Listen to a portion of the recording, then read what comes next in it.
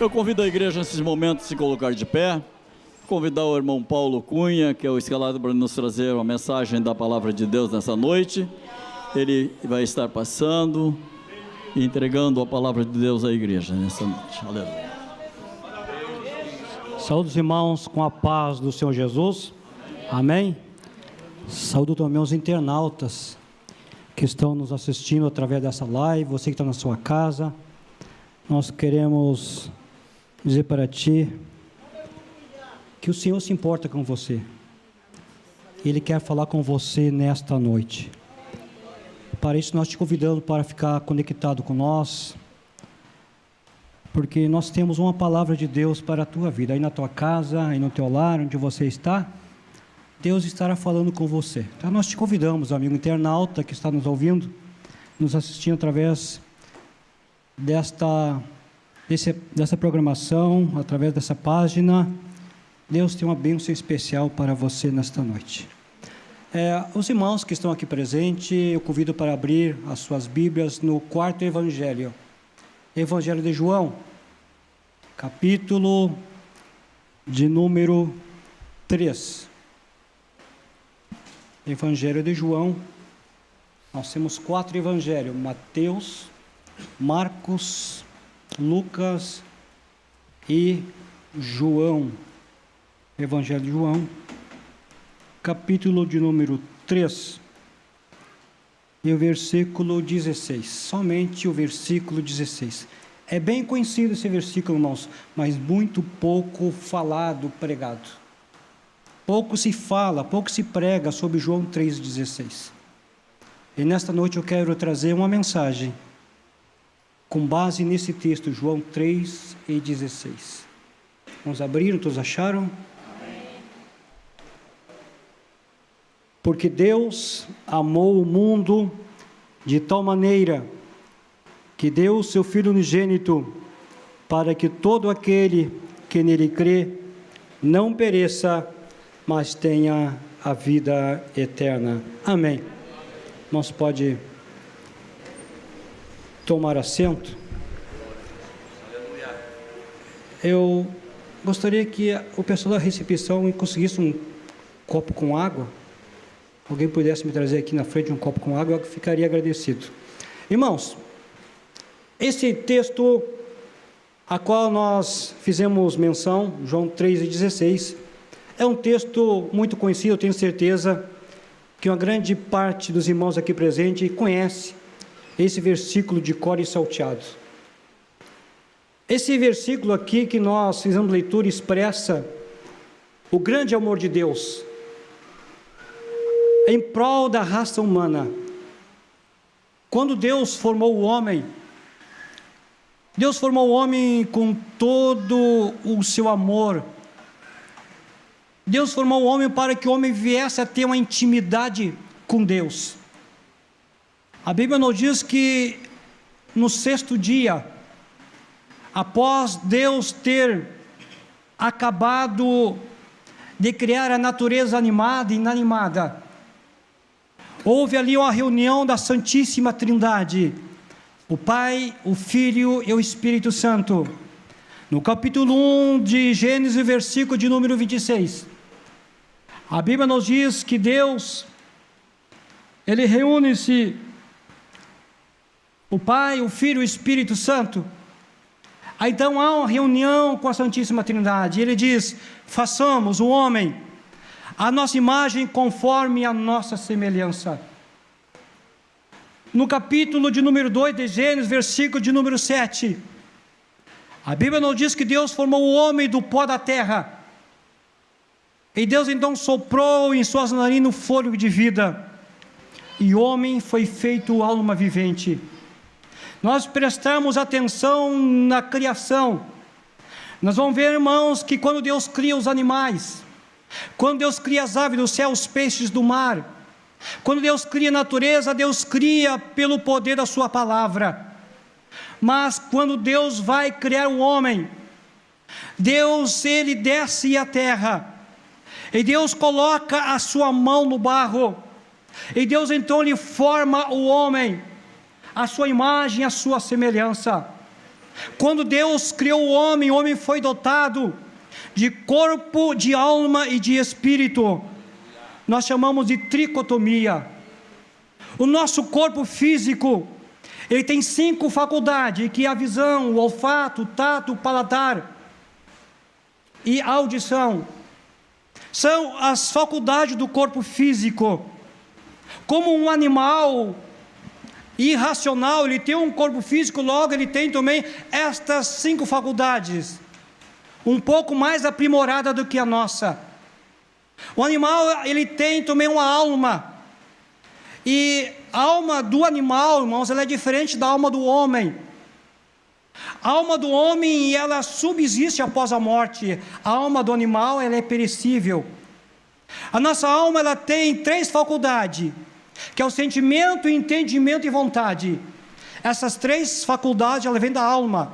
Como um animal, ele tem a alma, ele tem o sentimento, ele tem o entendimento e tem vontade. Claro que é limitado, mas ele tem um certo sentimento. Quando o dono volta para casa, o seu cãozinho vê o dono com alegria, logo ele expressa o sentimento de alegria, balançando o rabo. Porque ele balançando o seu rabinho, porque ele tem um certo entendimento, sentimento e vontade.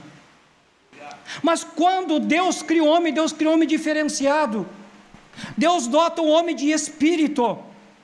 Deus dá ao homem o espírito ele faz com que o homem tenha relação com o Criador. Nós temos 2 naturezas, a natureza terrena e a natureza espiritual. Deus dá ao homem o espírito. Quando Deus sopra na narina do homem, Deus sopra o espírito ao homem. O espírito do homem é eterno. O espírito do homem subsiste após a morte. E o espírito tem 2 faculdades, que é a fé e a consciência. A fé e a consciência, ela vem do espírito. Então, quando Deus deu o homem, criou o homem, Deus dotou o homem de corpo, de alma e de espírito. O homem não foi feito para morrer. O homem foi feito para ter uma intimidade contínua com Deus. Então, após Deus ter formado o homem, a Bíblia nos diz que Deus, então, ele cria o jardim do Éden. Deus planta um jardim lá no Éden e coloca o homem ali a qual havia formado. E Deus, então, ele dá ao homem apenas um mandamento, aparentemente bem simples e fácil de guardar. Deus, então, começa a mostrar todas as árvores do jardim. Está vendo todas essas árvores? Essas árvores pode comer livremente delas, menos desta. Esta árvore é a árvore da ciência do bem e do mal. Não coma dela. O dia que dela comer, certamente tu morrerás. Parece fácil, né, irmãos? Somente não comer, o homem viver eternamente em uma comunhão plena com Deus. Deus deu ao homem o livre-arbítrio. Deus é supremo.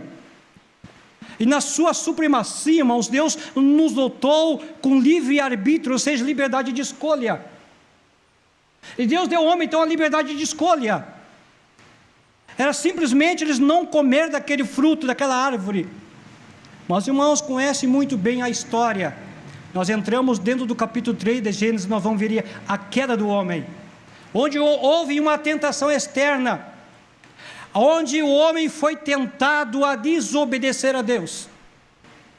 Os irmãos conhecem muito bem a história. Eles apanharam daquele fruto que não era para apanhar, eles comeram daquele fruto que não era para comer.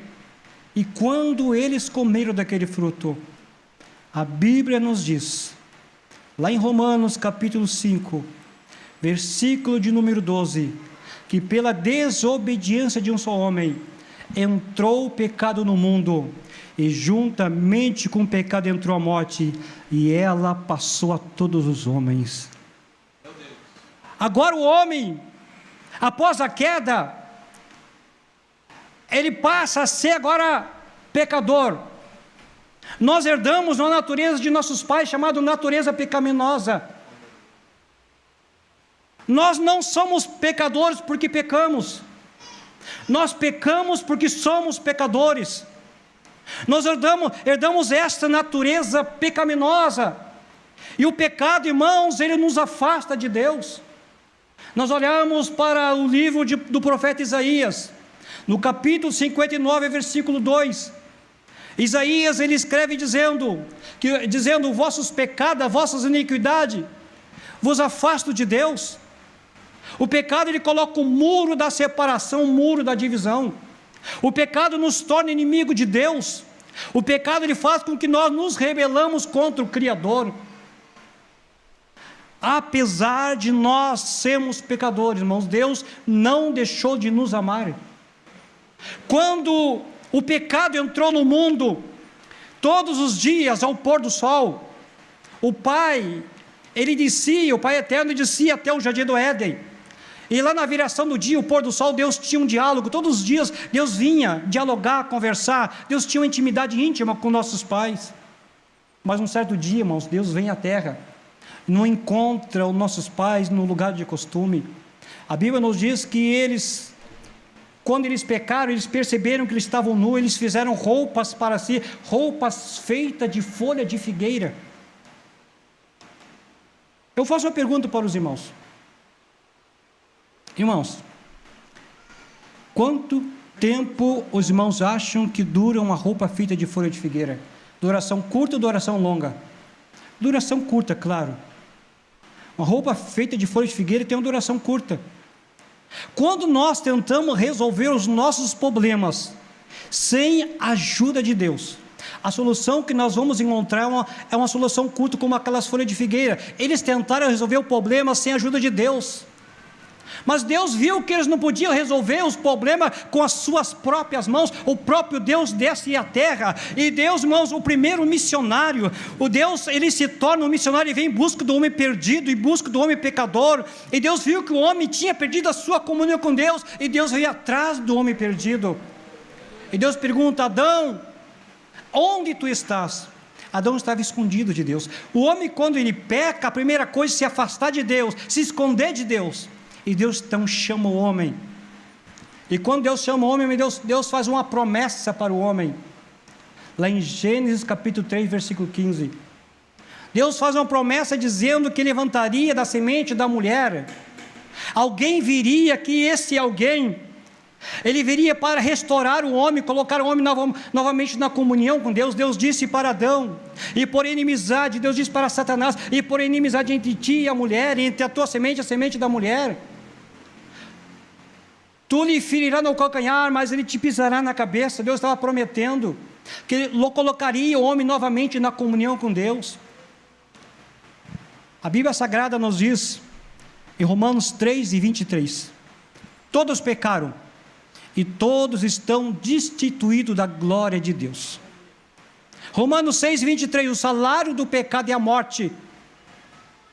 Irmãos, quando a Bíblia Sagrada fala de morte, quero dizer para os irmãos que a Bíblia dá 3 definições de morte. Existe a morte física, a morte espiritual e a morte eterna. A morte física é quando a alma, ela se desprende do corpo. Quando nossos pais, eles pecaram, Deus diz: não comerás, porque o dia que delas comer certamente morrerá. Deus está falando da morte física e da morte espiritual, mas a primeira morte que aconteceu lá não foi a física, foi a espiritual. A morte espiritual é quando a pessoa, ela está respirando, ela está viva, ela pode ter saúde, mas ela não quer saber da palavra de Deus, ela vira as costas para o plano da salvação, porque o maior pecado, irmãos, que existe, é a pessoa rejeitar a mensagem do Evangelho, porque é a mensagem do Evangelho que vai reconciliar o homem com Deus, a mensagem do Evangelho que vai aproximar o homem novamente com Deus. Então, quando a pessoa, ela rejeita a Deus, rejeita a sua palavra, ela experimenta a morte espiritual. Para Deus, espiritualmente, ela está morta, porque Deus é o dono da vida, ela rejeita o dono da vida. E se esta pessoa morrer nesta condição de morte espiritual, ela vai experimentar uma terceira morte, chamada assim, morte eterna. E o que é morte eterna? Na morte eterna, irmãos, quando a pessoa morre espiritualmente, a pessoa, ela vai para um lugar longe de Deus, onde não há mais misericórdia. A Bíblia chama isso de Hades. Nós temos uma palavra na Bíblia Sagrada, lá em Lucas capítulo 16, versículo 19, Jesus, ele disse: ora, havia um homem rico, esse homem se vestia de roupas finas e se regalava esplendidamente. Havia também um homem chamado Lázaro. Esse homem era um mendigo, ele sentava-se à mesa daquele rico e desejava comer as migalhas que caíam da mesa daquele homem. viu os cachorros e lambia suas chagas. E um dia morreu o Lázaro, o pobre, e vieram os anjos e levaram até o seio de Abraão. E morre também o rico, e esse foi sepultado. E a Bíblia continua dizendo, e lá no Hades, Hades é uma palavra grega que se refere ao inferno, e se lá no Hades, ele em tormento, então ele ergue os olhos, e olha para o seio de Abraão, e ele olha, enxerga Abraão do outro lado, e conhece a Lázaro. Então ele começa a clamar, Pai Abraão, tende misericórdia de mim, porque eu estou atormentado nesta chama. Mande que Lázaro molhe o dedo na água, e toque na minha língua para que me dê alívio, porque estou atormentado nessa chama.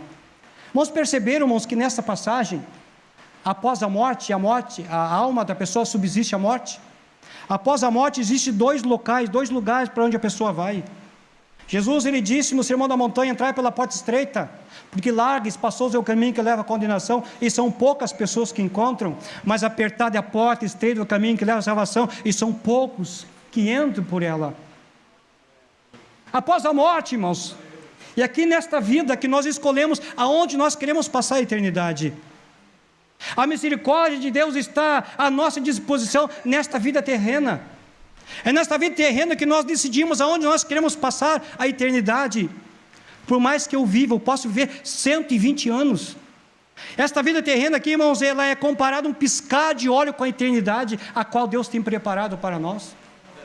É por isso que a Bíblia não diz, porque Deus amou o mundo de tal maneira que deu seu Filho, para que ninguém pereça. Perecer aonde, irmãos? O que Deus está querendo nos livrar? Nos salvar do quê? Justamente desse local, desse sofrimento chamado inferno. Se existe uma pessoa com mais autoridade para falar inferno, essa pessoa se chama Jesus Cristo de Nazaré. Você sabia que nas pregações de Jesus ele pregava mais sobre o inferno do que sobre o céu? Jesus disse, se o teu olho esquerdo te escandaliza, arranca, lança longe de ti, porque é melhor entrar no céu sem um dos membros, do que ter os dois olhos ser lançados no inferno, porque ele há choro e ranger de dente, e o fogo não se apaga. Se o teu braço direito te escandaliza, arranca, lança para longe de ti, porque é melhor entrar no céu sem um braço, do que ter os dois braços ser lançados no inferno. Jesus diz, a quem você deve temer? O homem que pode matar o corpo e não pode matar a alma? Vos digo, você deve temer a Deus, aquele que tem o poder de fazer perecer tanto o corpo quanto a alma no inferno. O inferno é real, irmãos. A salvação que o Senhor nos trouxe exatamente para nos livrar desse lugar terrível, desse lugar de sofrimento, porque Deus ama o mundo. Quando fala em mundo, Deus fala em raça humana, para nos salvar desse lugar. Deus vivo, aleluia. E Deus olha para a terra, irmãos, e toda a raça humana sob o domínio do pecado. O pecado nos escravizava, o pecado nos afastava de Deus. Então o próprio Deus, Jesus, assume uma forma humana. Jesus encarna e desce à terra. A Bíblia não diz, irmãos, em Filipenses 2 e 5, e sorte, irmãos, que haja em vós o mesmo sentimento que houve em Cristo Jesus, sentimento de humildade, a qual, sendo em forma de Deus, não teve por usurpação ser igual a Deus, antes aniquilou-se a si mesmo, tomando uma forma humana, fazendo semelhante-se aos homens, e foi obediente até a morte e morte de cruz.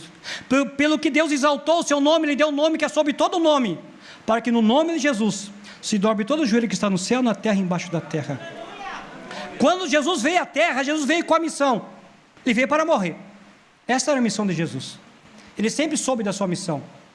Várias vezes ele dizia aos discípulos, convém que o Filho do Homem vá a Jerusalém, lá vai ser preso, vai ser açoitado, vai ser escarnecido, vai ser crucificado, vai ser morto, mas no terceiro dia ele ia ter ressuscitado. Hoje lá na Escola Bíblica Dominical da EBDJ, né, que é a Escola Bíblica dos Jovens, eles estudavam sobre João 10. Eu sou o bom pastor.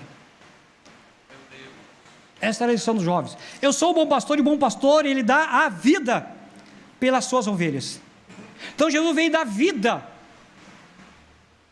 por nós.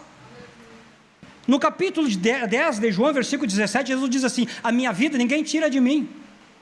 A minha vida eu mesmo dou, eu tenho poder para dar a minha vida, eu tenho poder para tomar ela de volta. Jesus veio com a missão, irmãos. Jesus veio para vencer a morte. Jesus veio para vencer o pecado em nosso lugar. Nós não tínhamos condições de nos salvar, mas através do sacrifício de Jesus, quando Jesus vem à terra, Ele se entrega voluntariamente à morte. Jesus se entrega em nosso lugar. No livro do profeta Isaías, capítulo 53, no versículo de número 4, Isaías começa a dizer: verdadeiramente Ele foi ferido pelas nossas transgressões, o castigo que nos trazia paz estava sobre Ele, e pelas suas pisaduras nós somos sarados. Como ovelha muda foi levado diante dos seus tosqueadores, e como o cordeiro não abriu a boca. E quando Jesus entrega a morte, irmãos, Jesus estava nos substituindo, porque aquela cruz que Ele carregou era minha, aquela dor que Ele sentiu era para eu sentir, a morte que Ele passou foi no meu lugar. Ele se entregou à morte, morreu para que eu tivesse vida, mas a morte não pôde segurar Jesus. No terceiro dia, após a crucificação, Jesus tendo morrido, a Bíblia nos fala em Mateus capítulo 28, domingo pela manhã, terceiro dia, as mulheres foram ao sepulcro, bem cedinho, o sol estava despontando no oriente, e Jesus então tinha morrido 3 dias, as mulheres foram ao sepulcro. Quando ela chega ao sepulcro, a Bíblia nos diz que houve um terremoto, e um anjo desceu do céu e removeu a pedra, e as mulheres ficaram atemorizadas. Os guardas que estavam ali caíram no chão como mortos, e aqueles 2 varões disseram para as mulheres: mulheres, porque vós buscais entre os mortos aquele que está vivo? Ele não está mais aqui, porque já ressuscitou. O nosso Jesus está vivo. Labai de condarabagachan de comanai, alabaxerebecomanai. Jesus consumou a sua obra salvadora, redentora, quando Ele vence a morte. A Bíblia nos diz lá em Apocalipse capítulo 1, versículo de número 18, João, quando teve a visão, quando João viu Jesus Cristo, João viu a glória, Jesus em glória, ele disse: estava eu lá na ilha de Pátimos, e quando eu vi por detrás de mim uma grande voz como de trombeta. João, ele disse: me virei para ver quem falava comigo, e vi 7 castiçais de ouro, e vi um semelhante ao filho do homem. O seu cabelo era branco como a neve, os seus pés eram como um latão reluzente, ele tinha os seus lombos um cinturão de ouro, na sua boca saía uma espada afiada, os seus olhos eram como chama de fogo, e quando eu olhei para os seus olhos, era como o sol que resplandece na sua força. Quando eu olhei para o seu rosto, eu caí no chão como morto, mas Ele estendeu a sua destra sobre mim, a sua mão direita, e disse: João, não temas, eu sou aquele que fui morto, eis que estou vivo, eu tenho nas minhas mãos a chave da morte e do inferno. Labandarai de comanai. Jesus, Ele venceu a morte, irmãos, para nos trazer a salvação. Ribandarai de cantou. Agora a salvação está à nossa disposição. O homem só vai para o inferno se ele quiser, se ele rejeitar o plano da salvação. A salvação está à disposição do homem. Nada que o homem faça com o seu esforço vai conquistar a salvação. O irmão Rick Andrade pregava aqui num culto de terça-feira sobre uma das cartas de Paulo aos Efésios 2:8. Pela graça sois salvos mediante a fé. Isso não vem de vós, é dom de Deus, não vem das obras, para que ninguém se glorie. A salvação, irmãos, ela é manifesta para nós mediante a nossa fé em Cristo Jesus. Quando nós reconhecemos as nossas falhas e misérias, quando nós reconhecemos, irmãos, que nós merecemos somente a condenação, porque nós não temos como nos salvar. Nós somos miseráveis, pobres, cegos e nus. Mas Deus nos ama de uma forma tão grande, porque Deus amou o mundo de tal maneira que deu seu Filho unigênito, para que todo aquele que nele crê não pereça, mas tenha vida eterna. Deus nos concedeu a salvação mediante a fé em Cristo Jesus. Para concluir, eu vou estar passando para o pastor José, ele vai estar concluindo depois, irmãos. Para concluir a minha parte, Romanos, capítulo de número 9, aliás, capítulo 10, versículo 9. Paulo diz assim: a saber, se com a tua boca confessares ao Senhor, e creres no teu coração que Deus ressuscitou Cristo, será salvo. Visto que com a boca se confessa para a salvação e com o coração se crê para a vida eterna. É somente nós cremos em Jesus. A salvação está à nossa disposição. Obrigado, pastor Josiel. Aleluia. Glória a Deus. Glória a Deus. Glória a Deus. Glória a Deus. Glorifica o Senhor. Ele enviou uma palavra de salvação para a tua alma. Aleluia, o Senhor nos ama e tem cuidado de nós. Passamos por lutas, por prova, mas perto está o Senhor. Glória, aleluia. Amados, esta é a mensagem que o Espírito Santo traz à igreja do Senhor nessa noite.